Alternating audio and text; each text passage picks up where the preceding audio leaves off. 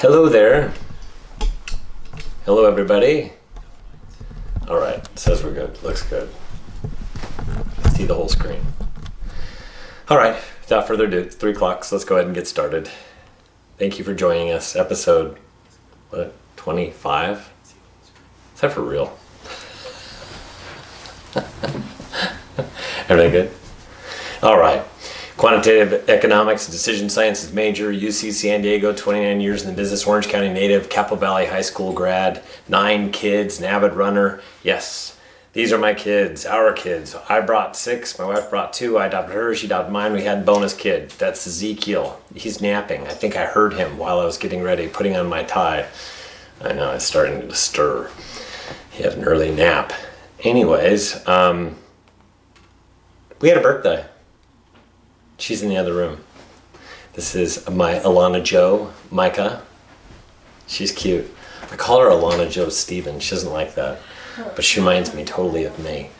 And yes, she had a birthday. She is 12. We celebrated it along with her cousin who was born a day after her, also 12. So my wife and her sister gave birth within hours. Come on over here, Alana Jo. Here she is. Happy birthday, Alana. Everybody wants to wish you a happy birthday. Okay. So this is Alana Jo, just turned 12. And it's very hot outside, so I think we're going to have a little pool later on, right? It's like the 4th day in a row. Right on. Boom. Thank you for joining us. Okay, go ahead. Come on over here. She's always hanging around because she likes the camera. Not camera shy. Can't see her. Let's get up here. Wow, there she is. It's Athena Rose, also known as Sunny. Thank you for joining us, Sunny. All right. So, I've been all over the place as far as print and press, and this is my company, reportsonhousing.com. And so I like to explain what my report's like compared to other reports because if you like to look in the rearview mirror while you drive and not look at all through the windshield, well, then you're good with closed sales data because that's all that you need. However, if you like to look out the windshield and look at the instrument panel, what the speed is, how far you've gone, all that stuff, that is what I bring to the table. I bring a housing report that tracks active listing inventory, that's what I call supply, and then demand, that's the last 30 days worth of pending sales velocity. And from that, we can get you the expected market time. If you place your home on the market right now, when are you going to go into escrow? So for sale sign to escrow opening, not escrow close. So it kind of gives you a flavor of what's going on in the marketplace based upon supply and demand. And so that's what I'm tracking on an every other week basis. It's all about setting expectations for buyers, sellers, for everybody. It helps you really understand what's going on and what you're feeling and seeing in the marketplace. Because buyers right now, there's a vast majority of them that expect reductions in the price because of the pandemic and the ensuing recession, but we'll get into that momentarily. So I have a housing report that is for all 5 Southern California counties. Started in Orange County. I started that all the way back in 2004. Last year I added the other 4 counties: LA, Riverside, San Bernardino, and San Diego.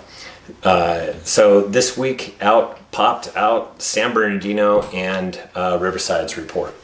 Last week was Orange County, Los Angeles, and San Diego. So this Thursday, I'll be crunching those numbers again for next week, which will be LA, Orange County, and San Diego. So the most recent report that just came out was hotter than last year. And it is absolutely hotter than last year.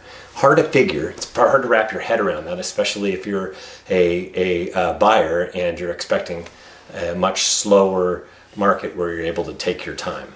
And what I'm seeing in the numbers right now is you are not able to take your time in the meat of the market. And when you have that kind of activity, that's where we have prices that are going up.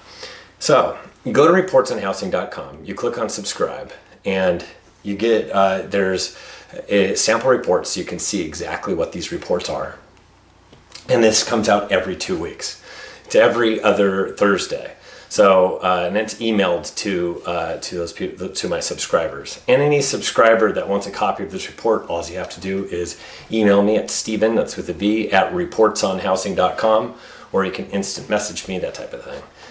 So it comes out every 2 weeks, and there's a ton of links at the bottom of it so that you can copy, cut, edit, paste with Word, or you can print it out. There's Excel spreadsheets and charts and excerpt for social media and blogs and websites, all that good stuff. It's $15 per month or $150 per year. You get a month free. Sign up using List Now. That is pretty much what my message is for homeowners out there. It is time to list your home. List right now. Because the water is perfect. If you look at this, I've got a brand new sponsor. It's Mariners Escrow. So why buyers and sellers ask for Mariners Escrow by name? And they have nearly 40 years of providing concierge escrow services with competitive fees. And they actively protect their clients by regularly reviewing their cybersecurity protocol and carry the highest level of insurance coverage in the area. They have 7 professional escrow teams with expertise in residential, bulk sales, commercials, 1031 tax exchange, REOs, investment properties, refinance, and short sales. And they're regarded as the #1 independent escrow company in the area for professional standards, principles, and ethics. And their fee schedule is on a sliding scale. The higher the purchase price, the lower the fee. And you can call them for a quote to compare. And Mariners Escrow understands the necessity of providing your clients with superior professionalism. They partner with you as an extension of your brand and image. And call them for a quote. You can reach them at 949-640-6040. That's easy to remember. 949-640-6040. And info@marinersescrow.com. Thank you, Mariners Escrow, for your sponsorship. And let's get into some spring fun photos. This is where I do have a child that is watching right now. They like this part of it. And masks required for entry. No. Yes. This is simple, right? No. Yes. And then some of y'all have not driven in 2 months, and it shows. Somebody wanted you to know. When does season 2 of 2020 start? I do not like season 1. I thought that was a fun meme. How about this one? Not all heroes wear capes. Be aware, no toilet paper in the stall. Don't want others to suffer the same fate I did. That was great. Somebody probably ran out and stole it. Dear, what does that say? Oh, dear Shay. Sorry, I couldn't put this under your pillow. 6 foot rule, love. 6 foot rule, love the Tooth Fairy. That great? Tooth Fairy had to have social distance.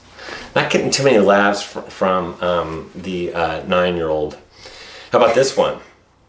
So this is hilarious because, gosh, this isn't even doing it justice. In my last episode, I actually did this. Let me go back and fix this because this is hilarious. This is me in my last episode. Here we go. This is me in my last episode. So somebody I know, somebody I'm friends with, actually took this, and what did they do?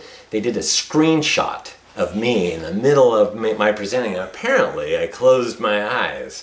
And they refer to me as the crazy real estate pirate now, and that's me in his contacts. Thank you very much. They're laughing the hardest at that one. It's not funny. So let's get into the Southern California housing market. And yes, spring is back. It is back online. And if you look at this, is the active listing inventory. I took the numbers on May 28th. They're at 31,055. That was down 1% in 2 weeks. Last year we were at 40,531. That's 40% more than where we are today. That's the difference between the orange and the blue line. And today we're at 30,228. So it's actually gone down further, another 2%. that means homeowners are not coming on the market rapidly enough. Attention homeowners. Place your home on the market. So, we haven't seen numbers that look like this low of an inventory since May of 2013. In 2007, which a lot of people like to compare it to, if you're a seller or a buyer, you need to understand there were a lot more homes back prior to the Great Recession. Even in 2006, started seeing it in 2005, way more homes on the market. Got all the way up to 115,000 for Southern California. That is a lot more than where we are today. That is an imbalance. That is when you get an erosion in pricing. Now that we have a lot fewer homes on the market, that tends to favor sellers when you don't have enough of a commodity and there are a lot of buyers that want to purchase the commodity, right? So the active listing inventory in LA is up 1% from, let's see, that it's 12 days ago. And Orange County is down 1% from 12 days ago. Riverside County is down 6%. And San Bernardino is down 6%. And San Diego County is down 2%. So by and large, everybody in Southern California, with the exception of Los Angeles, is down in the past 12 days. And the number of new for sale signs placed on the market compared to the last 4-week period that ended Thursday. So I took a look at that 4-week period and I gave an example. I looked at an example. Okay? I looked at the example is, I don't even know what I was saying down there. Going down another cul-de-sac, mental cul-de-sac again. The 5-year average of homes coming on the market. I looked at that and I pitted that against the last 4 weeks from Thursday. And if I look at that number, it's actually down by 23%. So we're sticking 23% fewer homes on the market compared to the 5-year average. Now, that's hilarious. I guess this is hooked. I'm doing it on the iPad. I think it's hooked to my wife's phone. So anyway, Southern California is down 23% compared to the 5-year average. When I did this on Friday, it said 25%, but some people listed their homes and backdated, which is proper because now they have the actual list date as to what it is, and now it's 23% less. So the numbers get fixed the longer we go. So I'm always fixing the data. So those that are paying close attention, this number said 25% a few days ago on Friday, and now it's at 23%. This is more accurate because we've had more days to add for that 4-week period. And it's pretty much the stuff that's right at the end. But Southern California was down 44% on May 7th. So you can see that we put 44% fewer homes on the market. So we've halved it. Now it's down about 23%. COVID-19 is absolutely suppressing supply, and we need to understand that. And we do have a supply problem. The supply problem is not enough homes placed on the market, period. There are just not enough homeowners. Typically, we place the same number of homes on the market regardless of the year, and that's been going on since the Great Recession, the same number of homes. And it's been muted, but that muted number compared to the past, the first decade of the 2000s, has been the same. It's been the same trend. But now we're trending even fewer, and that has everything to do with COVID-19 suppressing demand. And this is what I have to tell all homeowners. Once again, did you hear that, homeowners? There is not enough supply. I'm here just to do a favor, because if you're a homeowner contemplating placing your home on the market, really, when is the best time to place your home on the market? When the water is really good. So right now, the water is 85 degrees. It's like Hawaiian waters. Come on out, place your home on the market. You're going to find out that if you are priced below $1 million in anywhere along the coast, that's Orange County, San Diego, LA, or if you're inland below 650,000, that's the IE, San Bernardino, and Riverside County, the water is good. So, Southern California housing demand. The housing market is extremely strong and resilient. That it's not behaving like the Great Recession times because A, we didn't use our homes as piggy banks. We had to qualify for loans. There's a lot of nested equity. There weren't these zero down payments. pick a payment plan, all the subprime junk that existed before, that just does not exist. So the underpinnings of the housing stock are extremely strong, and you need to understand that. And prior to this, it was humming on all cylinders, and we were appreciating at a pretty regular rate that I was actually okay with. It was not over the top, although 2020 was lining up to be over the top. And but then COVID-19 came. Speaking of COVID-19, we had a demand problem this year. We had it for a little while. We were going on all cylinders. Then all of a sudden, COVID-19 struck, and we could no longer buy her lemonade. Everything was shut down. The entire economy. Lemonade stands. I even saw a lemonade stand in the middle of it. I was scratching my head, wondering how in the world can anybody be selling lemonade? And there was not a long line at that lemonade stand. I felt bad for him. It felt like throwing him the money, but yes, there was a demand problem, but no longer. We don't have a demand problem any longer, because we're a bunch of chameleons in the real estate industry, and that is that we're human beings. We know how to adapt. And at first it was like tail between our legs, and oh my gosh, what is going to happen? I've heard from a lot of different agents that said that prices are going to go down 10, 15%, 20%. And you know what? Then we figured it out. We figured out exactly how we could sell houses within this marketplace. And all these different industries are adapting, and they're trying to figure out a way to make a living and make a profit and do things. And the same thing with the real estate industry. They figured things out. I mean, they have the proper PPE. They have wearing the masks, social distancing. Only 2 people can see a house at one time. They have to utilize certain contracts. They have the gloves. Everybody's now able to do it, and on the front door, when you're going and showing houses, it shows exactly what has already taken place for cleaning the house, all that stuff. So everything is on the up and up as far as COVID-19 proofing the industry.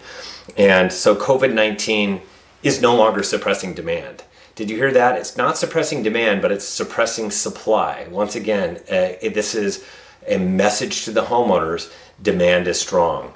And it is going at a very, very rapid pace at this point. If you look at this is Southern California demand year over year. That is V-shaped, right? Absolutely V-shaped.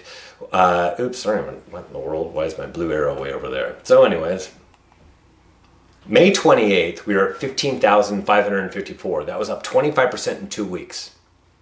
And last year we were at 16,970. That was up. That's 9% more than where we were on May 28th. So since then, things have improved. But I want you to also see this. April 16th, 8,252. That's 47% less than where we are today. That's a lot less. So you can see this was a bottom as far as demand was concerned, 8,252. We're nearly double in demand. And we are double. Because if you look, today we're at 17,150. That's up 8% from May 28th. So this V is continuing to climb up. And it's at 17,000, which is surpassing the green and orange lines. Because this was last year, 16,970 is that orange line, and we're at 17,150, so we've surpassed where we were last year at this time. Spring is absolutely back. So this was spring market, and then all of a sudden, COVID-19 lockdown, and boom. And then we started to see this, and then this was 2 weeks, and this was 4 weeks, and this is 6 weeks. So when I do the numbers this Thursday, it will be surpassed the orange and green line. As a matter of fact, this was as of today. I took the demand through all the way through Monday. I'm going to take it all the way through Thursday. This number will be higher. It will be closer to about 17,500. So it'll be up 2,000 in the from that couple week period. And this will be up here. And it will be making its way towards a really phenomenal year, which was 2017. But 2017 had more homes on the market. We don't have enough homes on the market right now. March 5th, 16,785. So that's slightly less than where we are today. So March 5th was where we were in spring, 16,785. This is where we left off. We're at 17,150. We've surpassed that. So it's like we've continued spring. All this has been erased, and now we're continuing our trajectory slightly up, and we'll have to see where it continues to go, because really, at this point, once we get into June, the spring market's over and it starts to come down because summer vacations start. There are a lot of distractions. So we're going to have to see what happens with the pending sell velocity. But I imagine that we've just kicked the can and our spring is actually going to last through all the way through June, and it may even go into a portion of July, and it has everything to do with mortgage rates. This is a V-shaped recovery. And in Los Angeles, it's up 9% in 12 days. In Orange County, it's up 15% in 12 days. In Riverside County, it's up 11%. San Bernardino is up 10%. And San Diego County is up 8% in 10 days.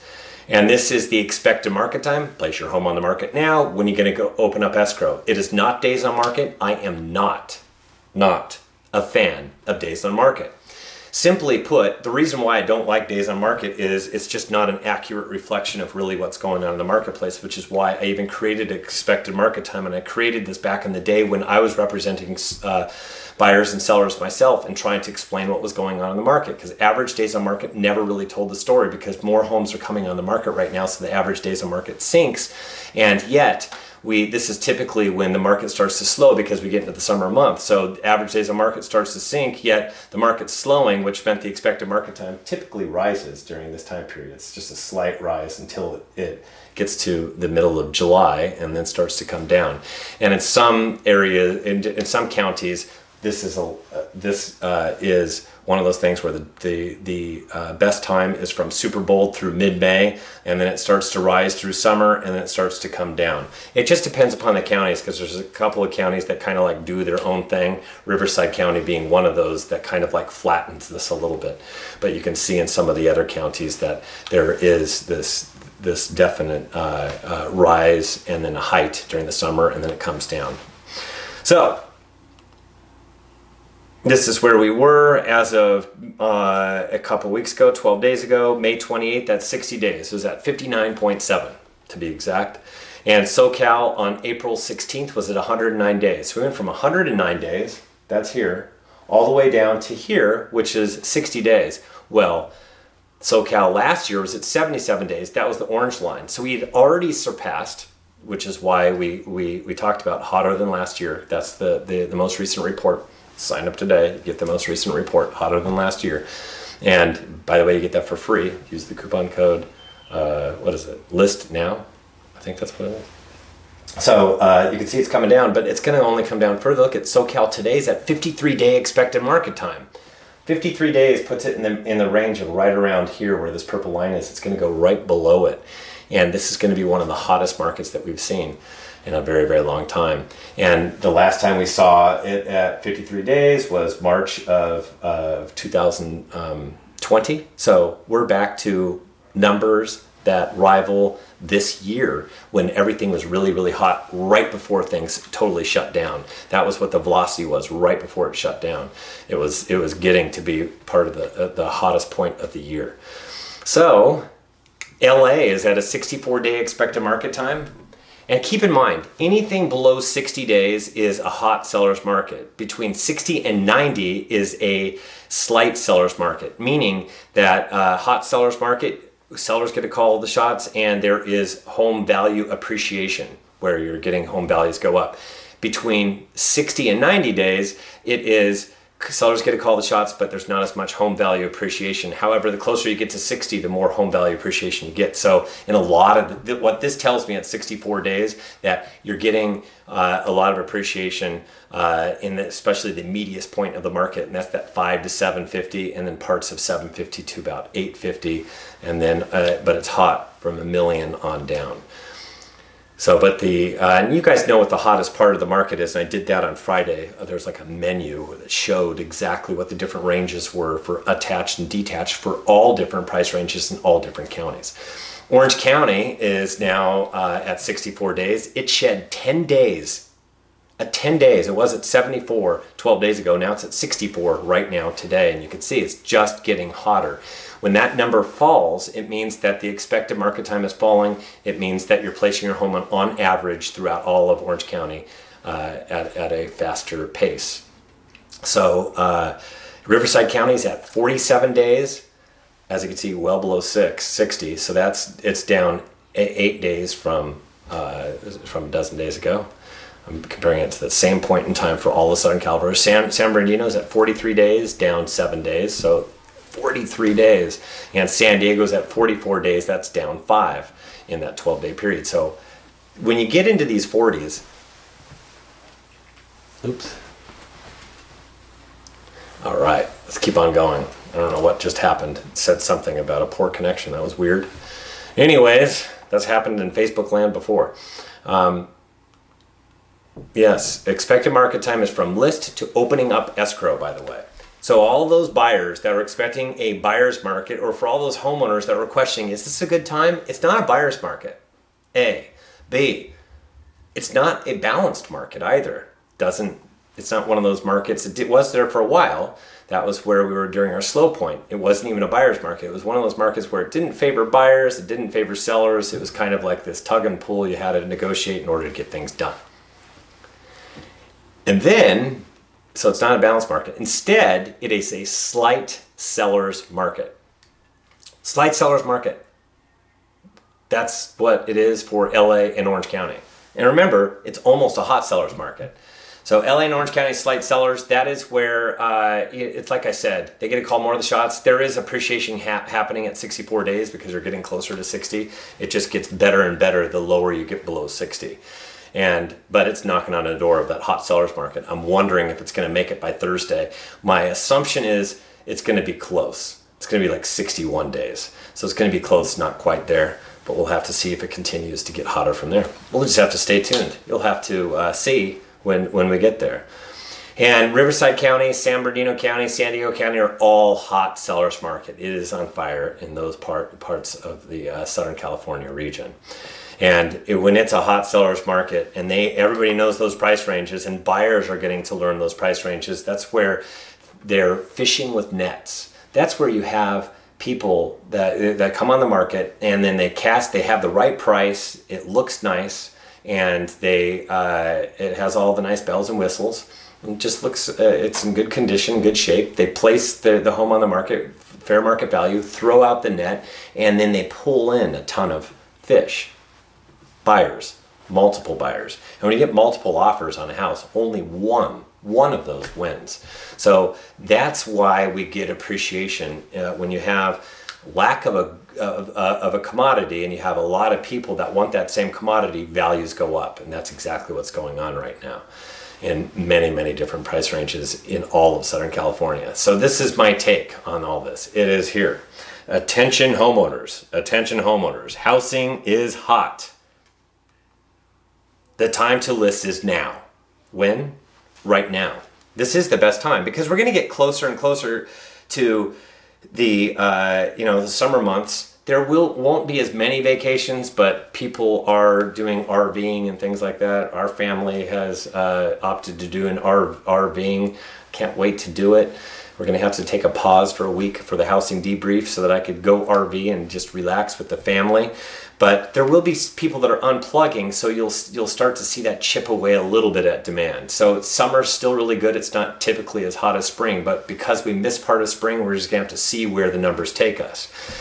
But once we get to the fall and the kids go back to school, well, that's a different story. I really do expect demand to fall, but I also expect the inventory to start falling then as well. So it's just this weird situation that's going to go on. So we're just going to have to see what happens with the numbers because of that chunk of the market that stopped, and now we're carrying on from where we were before.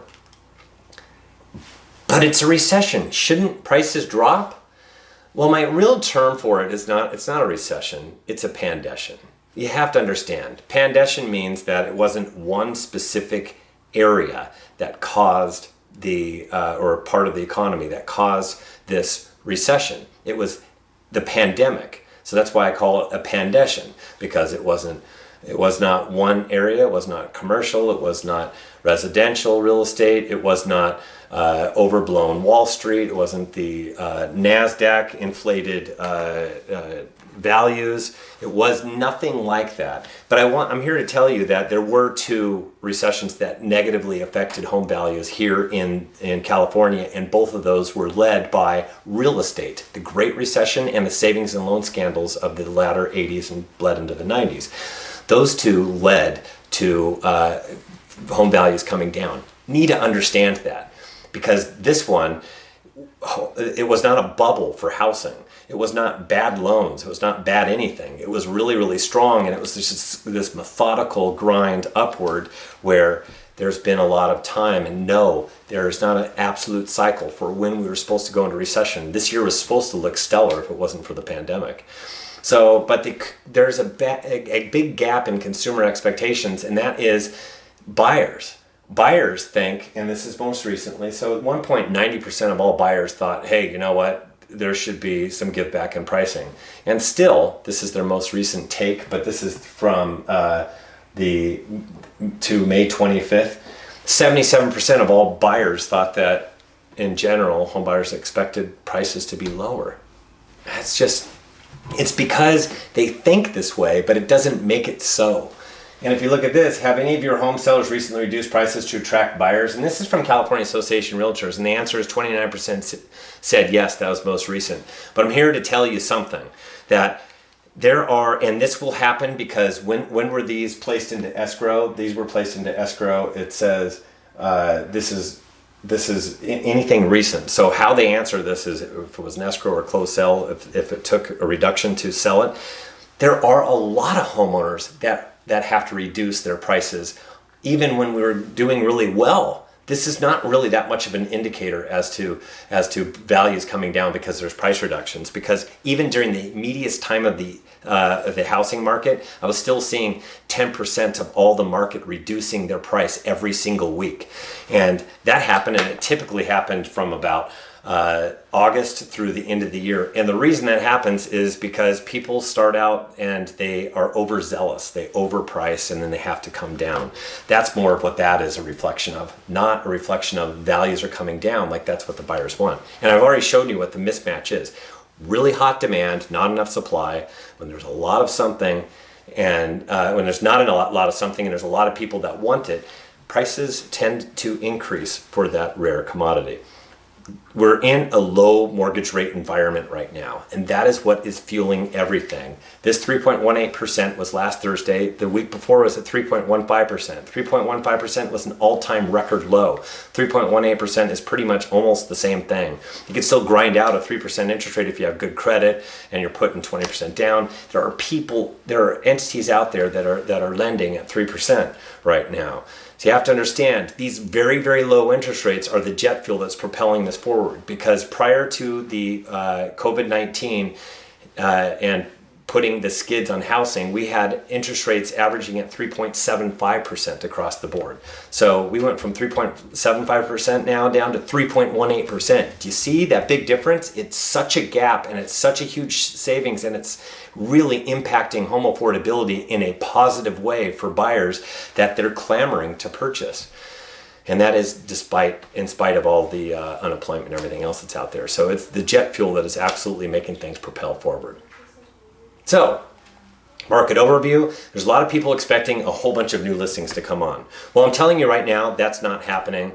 That it just hasn't materialized. It's been one of those slowly but surely more people coming on, and that is kind of what I forecasted was going to happen. All those people on hold do not show, and all this pent up supply that people were talking about typically doesn't materialize when people are telling me what they think is going to happen.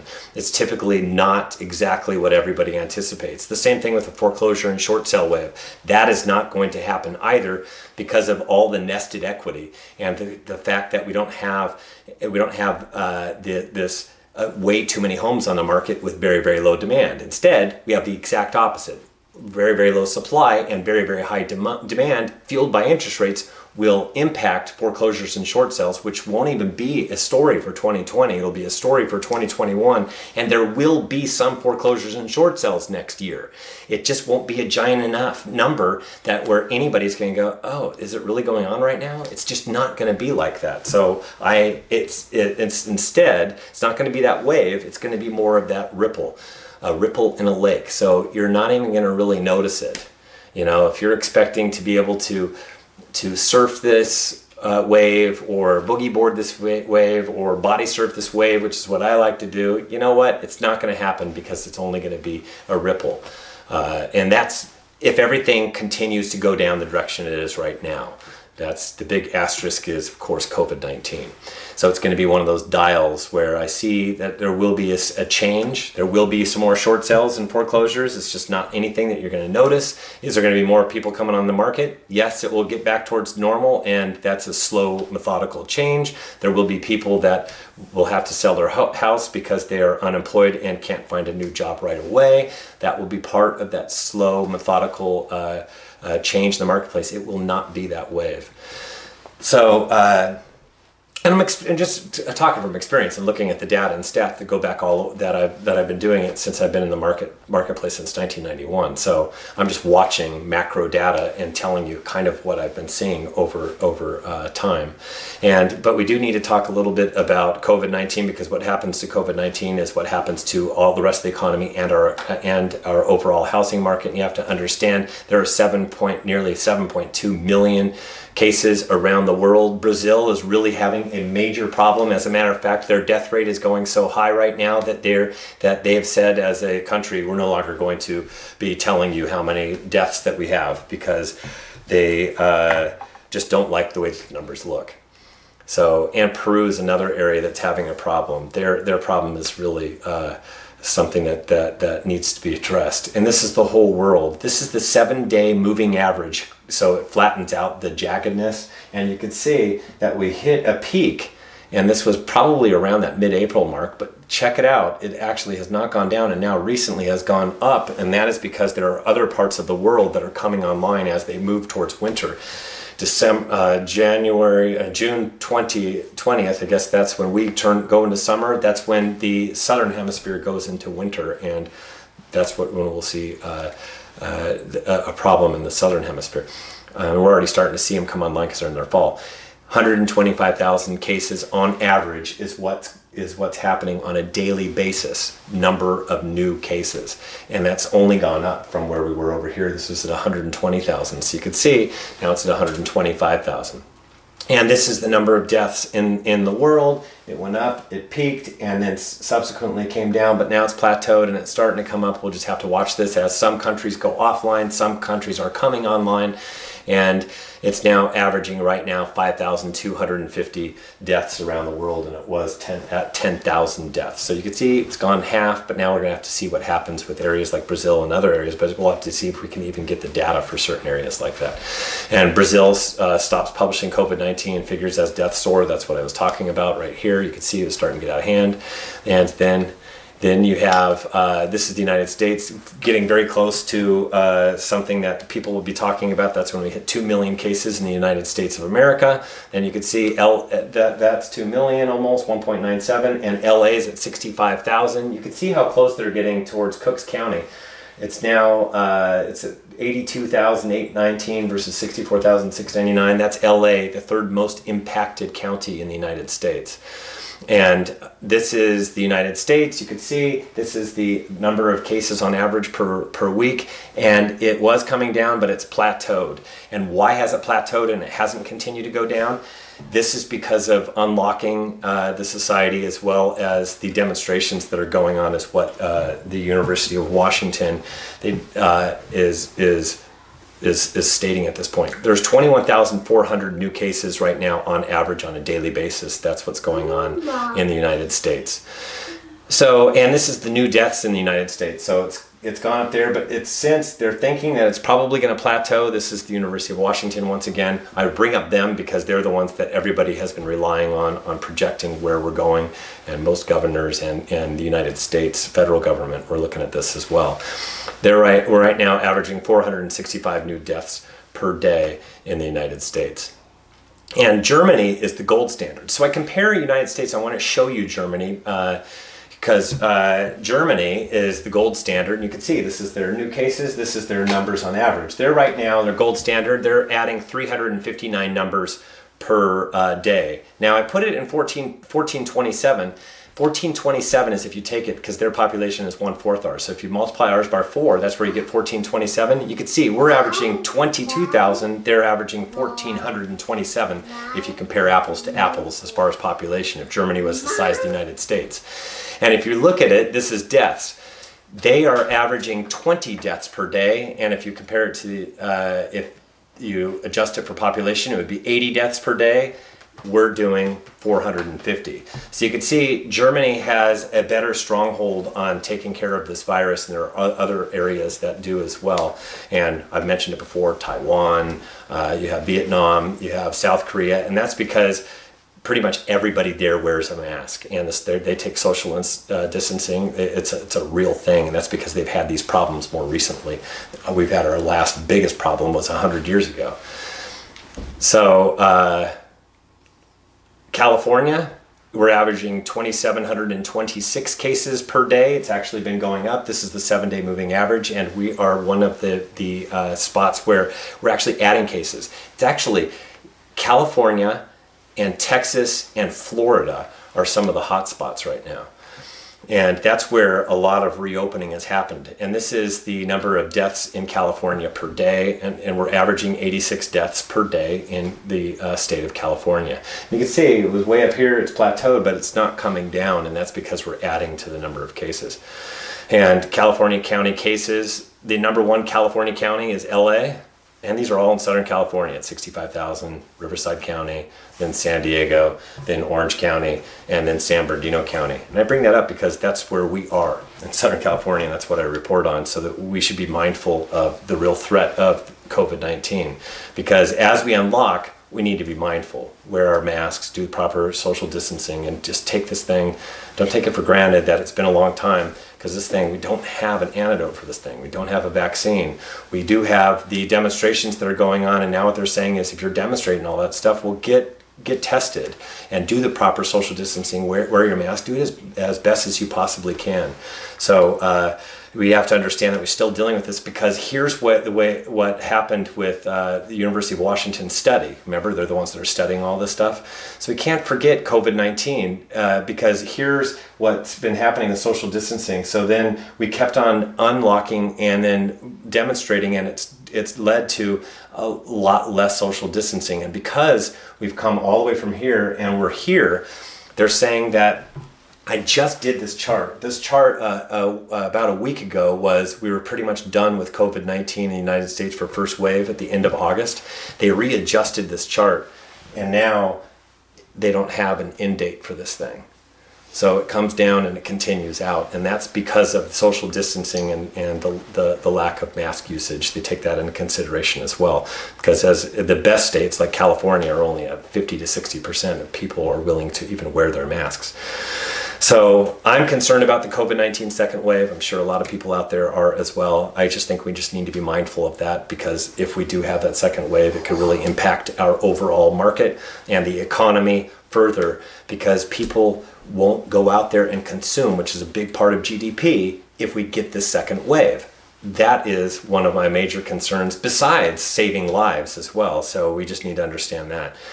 Need to play our cards right. Macroeconomic outlook. Last week looked a whole heck of a lot better as far as some macroeconomic outlook numbers are concerned. There was before coronavirus, everything was spectacular. There was after the disease, everything looked really negative. Thank you, Logan Mohtashami, for your wonderful acronyms and all your guidance throughout all of this. He's somebody else you should be following on Facebook, Logan Mohtashami. And this is the surprise job rebound. So for the month of May, there was actually 2.5 million jobs gained. So this is contrary to what a lot of people were thinking. It beat everybody's expectations because they thought it was going to be negative. And April was extremely negative. I mean, we were down 20 some odd million. And you can see for the month of May, it's actually up. So unemployment rate dropped. It went up here and then dropped down to 13.3%. So that's the month of May. So we're actually having the spike, but it's coming down. And this goes all the way back. This still surpasses the Great Recession numbers, which is right here. But you have to understand, we're just slowly unlocking our society right now. And people like to compare things to the Great Depression. That's not where we're at as a society as far as total unemployment is concerned. And that's with the forced shutdown. And this is another positive sign. These are positive initial steps. This is the St. Louis Fed Financial Stress Index. It takes into, there's a whole bunch of indexes it follows bonds and different things like that. And you have to understand, this is positive. This is actually a good thing that it spiked up here. This was during the Great Recession, and it's come down, and you want it to be below zero, and that's where it is right now. It just barely made it underneath of there, but that's where it needs to behave for the stress on the financial industry to be better. So it was really negative, and now it's getting a lot better. Another great sign. This is where we're at. And then this is rent payment tracker. So you hear a lot of things about people not paying their rents. However, and I did a big study about that, showed you what it was, because everybody pays at a different rate across the board. This is the month of April and May of 2019 and April and May of 2020. And you can see 97.7% paid their rent in April of 2019 versus 94.6 in April 2020. And in May, it was at 96.6 versus right now this year at 95.1. So, yes, fewer people have been paying their rent, but not this gigantic number. This is not a gigantic spread. And then this is the rent payment tracker for the month of June for the first 8 days, or 6 days. And you can see this was 2019 at 81.6, and it's at 80.8 this month versus even last month. It's even surpassing last month and the month before. So it's at a pretty good spot. It's not quite as good as it was last year, but very, very close. And then they track this on a weekly basis until we get to the end of the month, and they look to see the number of people that have paid their rent. So it always looks weird at the beginning of the month, and that's why you get all this weird negative reporting. But this is, the truth comes out now that everybody's had a chance to look at all these numbers and data, and this is just fact checking so that you can see where things really do stand. And as far as the overall economy coming on, it's going to be the slow, methodical coming online. It's going to be what I refer to as a long slog. And I just heard it on CNBC, so I was wondering who was listening to my economic forecast, because I like the term a long slog. I've even used that in a report several years ago, and that is exactly what we're dealing with right now. It's not going to be the instantaneous V-shaped recovery like so many people are talking about. I heard somebody say it's V-shaped because it's going down in 2020 and 2021 it returns. That's not V-shaped. V-shaped is what happened in the real estate market, where it went boom, boom. In loans, boom, boom. In Wall Street, boom, boom. Those are just little facets of the economy. The overall economy, as far as travel is concerned, as far as retail is concerned, as far as restaurants, that's more of the long slog of slowly but surely coming back online. So, reportsonhousing.com. It's your real estate snapshot, and you can subscribe today and you get a month free. Use the coupon code, come on sellers, list now. Use that coupon code, list now, and you will get the last report. And then if you're San Diego, Los Angeles, Orange County, you get the next one that comes out that's coming up Monday. So, if you sign up for San Bernardino Riverside, you get the one that came out yesterday. And then you can see a sample reports at my website, reportsonhousing.com. And once again, I would really like to thank Mariners Escrow. They have a great reputation. They've been around for a very, very long time, 40 years. And they're all about protecting their clients. And they have 7 professional escrow teams. And they can handle every aspect of real estate. And they're regarded as #1 independent escrow company in the area for professional standards, principles, and ethics. And contact them for their fee schedule. It's on a sliding scale. The higher the purchase price, the lower the fee. Contact them.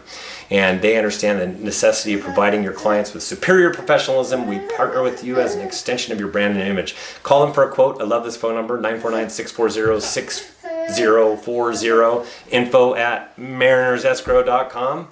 And this coming up Friday, cocktail Q&A. And that's it. Oh wait, hey Zeke, come on, say hi to the masses. Come here. I want you to say hello to all the cameras, Zeke. Somebody's here, you can stand right here, I'll watch you. There you go. This is Ezekiel Creed, also known as Zeke Deaky Doo. Say Zeke Deaky Doo. No, that's not loud enough. Come on. Say Zeke Deaky Doo. Say hi. Say hi.